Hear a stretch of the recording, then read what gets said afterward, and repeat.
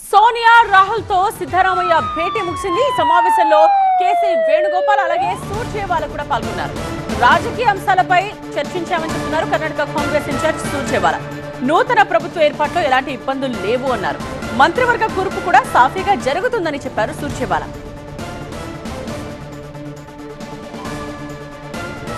ఢిల్లీ నుంచి bureau chief Gopi live లో join అవుతున్నారు. ఈ విషయానికి సంబంధించిన కంప్లీట్ డీటెయిల్స్ తో గోపి, ఎటువంటి విషయాలు చర్చించారు? కొత్త మంత్రివర్గంలో సిద్ధరామయ్య మార్క్ ఏమన్నా కనిపించబోతోందా, లేకపోతే కంప్లీట్ గా డీకే శివకుమార్ మీదే ఆధారపడి ఉంటుందా? ఖచ్చితంగా కొత్త మంత్రివర్గంలో సిద్ధరామయ్య మార్క్ ఉండబోతోంది. దానికి సంబంధించి ఢిల్లీలో వరుస సమావేశాలు జరుగుతున్నాయి. ప్రధానంగా కాసేపటి క్రితం రాహుల్ గాంధీతో 10 జన్పథ్లో ఇటు సిద్ధరామయ్య కుమారుడు యతీంద్ర, అలాగే కేసీ వేణుగోపాల్, ఇటు రణదీప్ సింగ్ సుర్జేవాలా సమావేశమయ్యారు.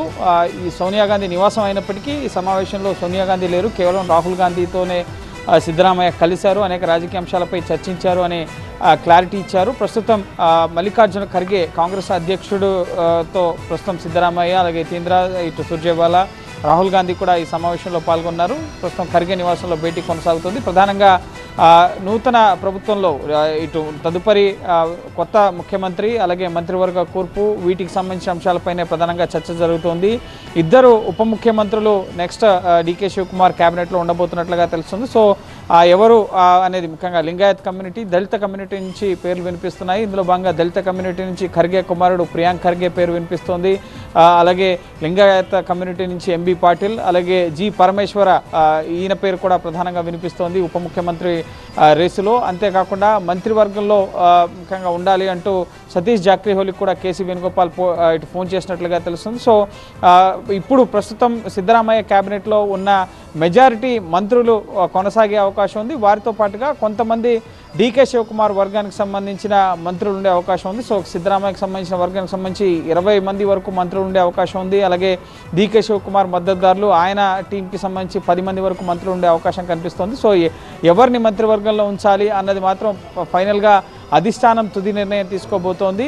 అలాగే మరొక కీలక అంశం, సిద్ధరామయ్య రాజీనామా తర్వాత ఆయనకి రాజ్యసభ ఆఫర్ చేసి ఢిల్లీకి రావాలి, ఢిల్లీలో కీలక బాధ్యతలు అప్పగిస్తామని చెప్పి రాహుల్ గాంధీ కోరారు. సో ఈరోజు మరోసారి ఆయన నిన్న ప్రెస్ మీట్లో నేను కర్ణాటకకే సేవ్ చేస్తాను, కర్ణాటకలోనే యాక్టివ్ పాలిటిక్స్లో ఉంటాను అని చెప్పి నిన్న ఆయన స్పష్టం చేస్తూ అధిష్టానం ఆఫర్ని ఆయన సున్నితంగా తిరస్కరించారు. సో ఇప్పుడు మరోసారి కన్సిడర్ చేయాలి. ఒక ఓబీసీ ఫేస్గా నెక్స్ట్ 2029 జనరల్ ఎలక్షన్స్లో ఒక నేషనల్ ఫిగర్గా జాతీయ స్థాయిలో ఆయన సేవల్ని వినియోగించుకోవాలని చెప్పి కాంగ్రెస్ పార్టీ భావిస్తుంది. అలాగే కర్ణాటక ముఖ్యమంత్రి పదవికి రాజీనామా చేసిన నేపథ్యంలో ఆయన ఫేమ్ తగ్గించకుండా ఆయనకు కీలక బాధ్యతలు ఇస్తూ ఒక ఎలివేషన్ ఇచ్చే విధంగా, ఒక జాతీయ నాయకుడిగా ఆయన్ని ప్రజల్లోకి తీసుకెళ్లే విధంగా పార్టీలో ఉన్నత పదవి, ముఖ్యంగా ఇటు పార్టీ సిడబ్ల్యూసీ సభ్యుడిగా ఆయన ప్రస్తుతం కర్ణాటక సీఎంగా కొనసాగిన రోజులు ముఖ్యమంత్రులు సిడబ్ల్యూసీ మెంబర్లుగా ఉంటారు, లేదా జనరల్ సెక్రటరీగా.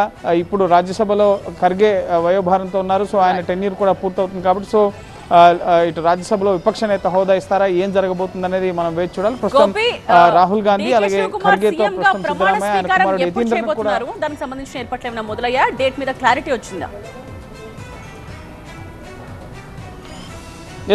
సిద్ధరామయ్య రాజీనామాను అయితే గవర్నర్ తావర్చంద్ గెహ్లాట్ ఆమోదించారు. ప్రస్తుతం ఆపద్ధర్మ ముఖ్యమంత్రిగా ఉన్నారు. సో సిఎల్పి సమావేశం జరగాల్సి ఉంది. సిఎల్పి సమావేశంలో అధికారికంగా లెజిస్లేటివ్ పార్టీ లీడర్గా డీకే శివకుమార్ని ఎన్నుకున్న తర్వాత ప్రస్తుతం మంత్రివర్గ కూర్పు, ఎంతమంది డిప్యూటీ సీఎంలు ఉండాలి, వీటిపైన ప్రధానంగా అధిష్టానం చర్చిస్తోంది.